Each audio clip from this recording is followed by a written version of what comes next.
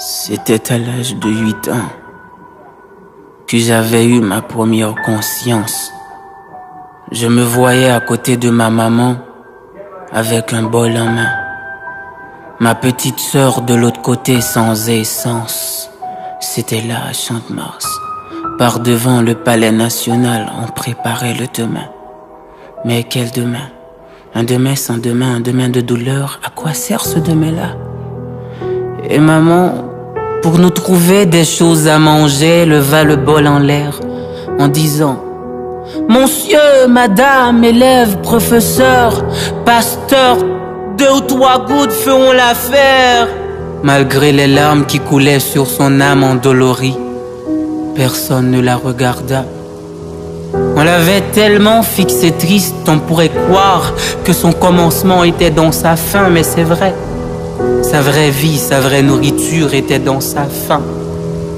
Il y en a qui lui donnaient 2 ou 3 gouttes. Il y en a qui faisaient comme s'il était sourd, qui nous regardaient, qui nous méprisaient et qui nous disaient: foutez-nous la paix, bande de macaques.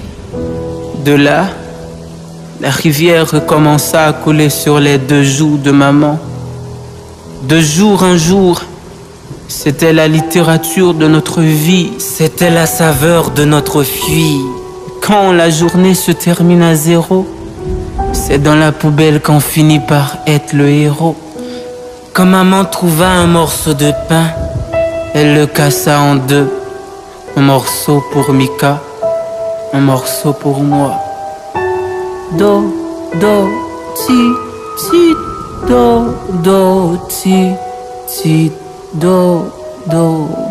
Ce n'était pas sur le lit, c'était sur le sol qui dégageait une chaleur qui brûlait ma peau pendant que la pluie nous crachait dessus. Les odeurs des ordures, des matières fécales nous empêchaient de respirer. Maman au milieu de nous, chacun de nous à côté.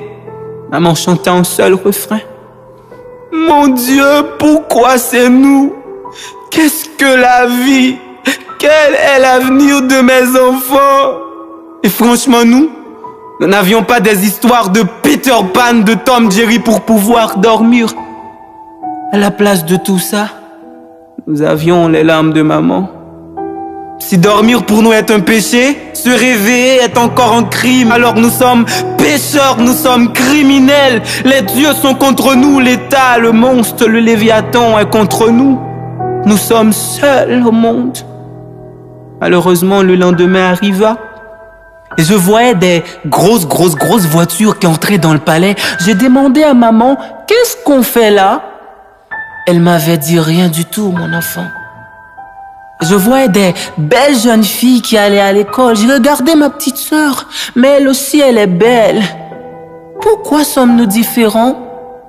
Peut-être parce qu'on n'a pas des yeux. Mais moi, je vous vois là. Peut-être parce qu'on n'a pas un cœur qui bat. Mais moi, je sens qu'il y a quelque chose qui bat ici. Même si c'est la tristesse, sa vitesse. De plus, il y a ce jour que je n'arrive jamais à oublier. Jamais. J'ai crié au secours.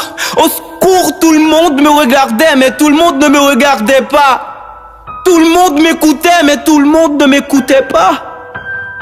Et là, la crise cardiaque augmenta. Et maman trépassa. Son dernier mot était: je vous aime, mes enfants. Mais c'est vrai.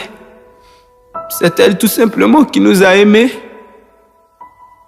Pas vous, pas l'église, pas les organisations internationales, pas la famille, pas l'État, personne d'autre. Nous sommes seuls au monde. C'était tellement dur, on ne voulait pas laisser maman toute seule. Ça fait 5 heures de temps qu'on couchait à côté d'elle. La mort ne tue pas l'amour. Étant donné que l'odeur commençait à se dégénérer, je voyais les agents du palais venant ramasser maman. Je ne veux pas laisser maman. Mais qu'est-ce que ta petite sœur?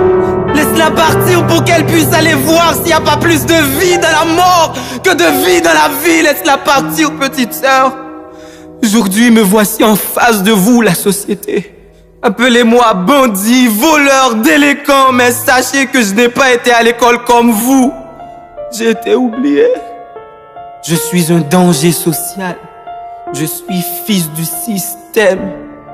Et ma petite sœur est une prostituée à Ganrou. Peut-être vous l'aviez déjà couché, hein? Moi, j'ai un pistolet, man. À qui la faute si j'ai pas de morale, man? Si vous trouvez maman quelque part, dites-lui qu'elle me manque, franchement. Franchement. Vance le penseur, slam. Ersa en studio.